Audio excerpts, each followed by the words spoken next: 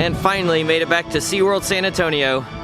It's been a year and a half, so I have not ridden Texas Stingray yet.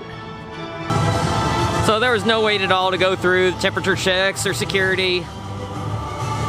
You do have a long zigzag pathway in that tent where they're taking your temperature. You're going through about 10 switchbacks or something like that. It was a lot. You're doing a lot of walking just to go through temperature check, just like at Cedar Point. So, Six Flags may be giving out park maps. SeaWorld has not joined the club yet. They're still believing that you'll get COVID if you handle your own park map. So while there was no wait, decided to go ahead and ride the embarrassing kiddie coaster. It's actually several adults and no kids on that ride. So the first hour, you got the kiddie rides and steel eel. Then the rest of the rides open up at 11. And they all say they close at 4:45, which the park closes at 5. So they probably shut down the line 15 minutes early. So I did the front and back row of the front and back cars. So 4 rides. Tried to figure out which is the best seat, because I know row 3 on Magnum is the magic seat, and that might be, I don't know, row 3 might be better than the very back on Steel Eel. But the back row is better than the third to last row, which is the front row of the back car. And the third row is definitely better than the front row. So I would say it's either row 3 or the very back. But you gotta brace for the landings. You get launched on these airtime hills, and then you come slamming back down. You gotta be prepared for that. If you're not prepared for it, it might hurt. I was prepared for it. I've gotten used to it by now.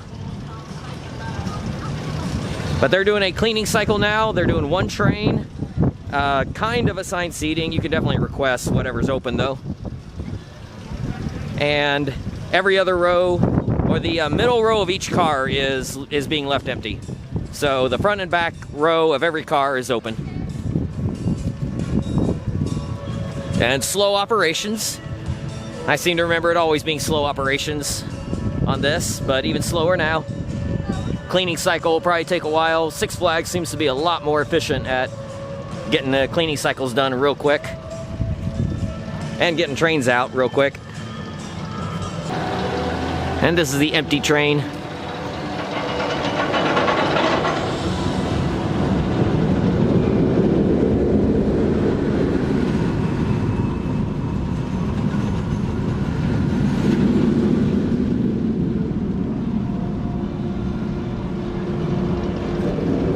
A lot of people complain about those bunny hills at the end. I get good airtime on those, as long as you're in the back row of a car.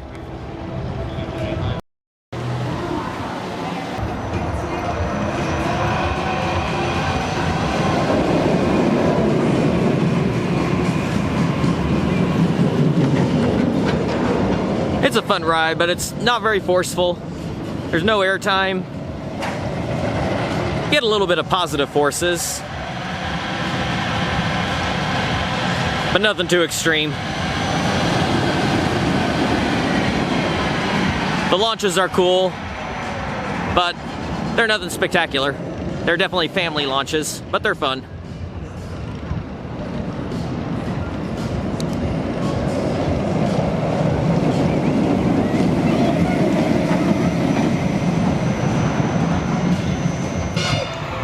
It's been almost 3 years since I've ridden Great White. Of course, I've ridden many of the Batman clones, but this is one of the better ones, at least to my memory. See if it still holds up. Yes, it is just as good as I remember. It just rides so smooth, it's amazing. There's a hint of a rattle. There's a minor hint of a rattle, but not bad at all. Very tolerable, and there is no headbanging. I always have to brace for headbanging with Batman the Ride clones usually, but for some reason I do not get any headbanging at all on this one. It is so smooth in their transitions and the side-to-side movement that it doesn't throw your head from side to side at all. And some people might say that all B&Ms are that way with smooth transitions.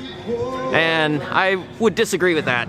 I have had a lot of B&M coasters that, with these over-the-shoulder restraints, that I get headbanging on because the transitions are not as smooth as they need to be with restraints like that. And they are doing every other row.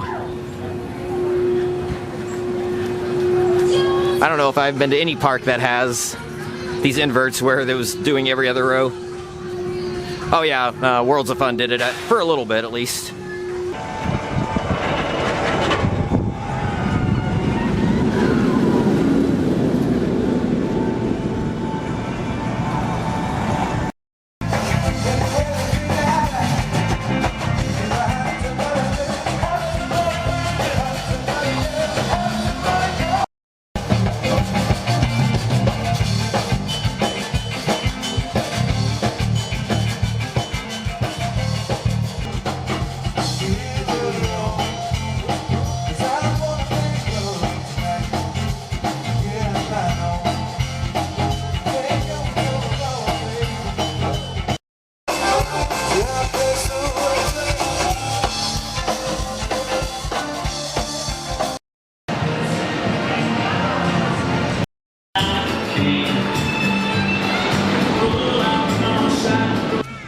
They have the 46-inch height requirement, just like Invader. I think Invader has 46, and I think most GCIs are 48.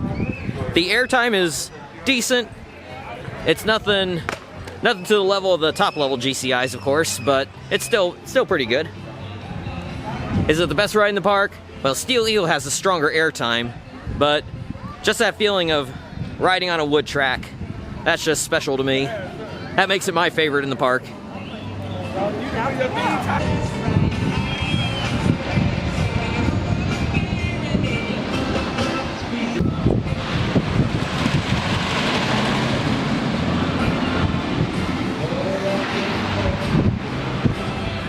It does have that aggressive feel, like when you go through all the turns and the little airtime pops.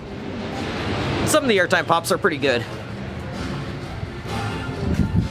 Thank you, and enjoy your day here at SeaWorld San Antonio. Just like Invader, there's no seat belts, just the lap bars. All hats, glasses, wallets.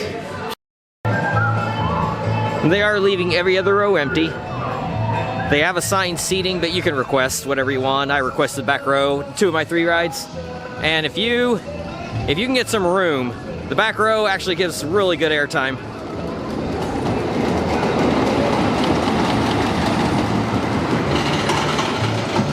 They're only filling 6 of the 12 rows, but all 6 were filled on that last ride I got, and I got room.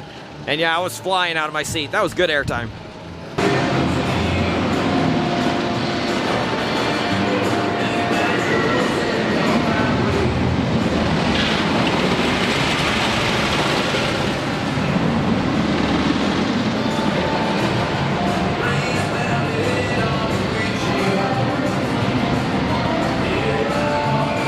You got that one tunnel at the end.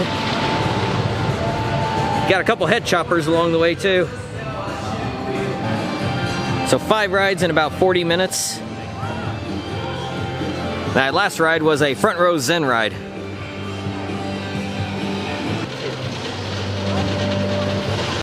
Sanitize your hands frequently and keep 6 feet between your party and others. Thank you and enjoy your day at SeaWorld. Oh yeah, look, hands up. Did it hurt? Did it hurt like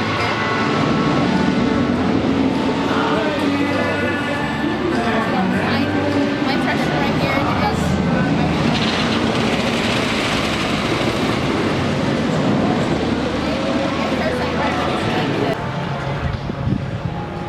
Got 7 rides in about an hour. Not bad for half a train operations.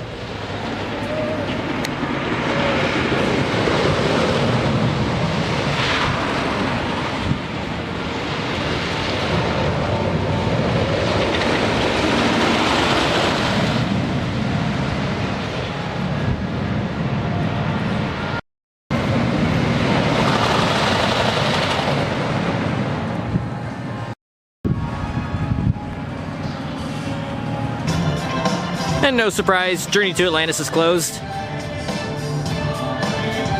It was a pretty warm weekend. But I wasn't expecting them to have it open.